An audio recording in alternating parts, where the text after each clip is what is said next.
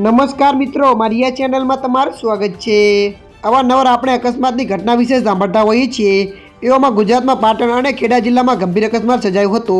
આ બંને જિલ્લાઓમાં સર્જાયેલા અકસ્માતમાં કુલ 3 લોકોના કરુણ મોત નીપજ્યા હતા અને 7 લોકો ઘાયલ થતાં તેમને સારવાર અર્થે હોસ્પિટલમાં ખસેડવામાં આવ્યા હતા।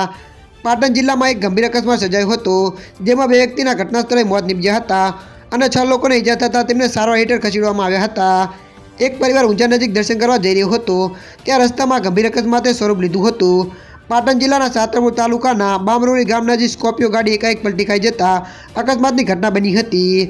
ગાંધીધામના ચૂડવાડા વાડાનો કુરીજા પરિવાર ઊંઝા નજીક દર્શનાર્થે જતો હતો, તે દરમિયાન અકસ્માત નડ્યો હતો। ગંભીર અકસ્માતમાં 2 વ્યક્તિના ઘટના સ્થળે મોત નીપજ્યા હતા, જ્યારે 6 વ્યક્તિઓ ઘાયલ થતાં તેમને સારવાર અર્થે હોસ્પિટલમાં ખસેડવામાં આવ્યા હતા। ત્યારે મિત્રો, હાલ માટે આટલું। મળીશું નવી અપડેટ સાથે। જો તમને અમારો વિડીયો પસંદ આવે, લાઇક, શેર અને સબસ્ક્રાઈબ કરી નાખજો। ધન્યવાદ।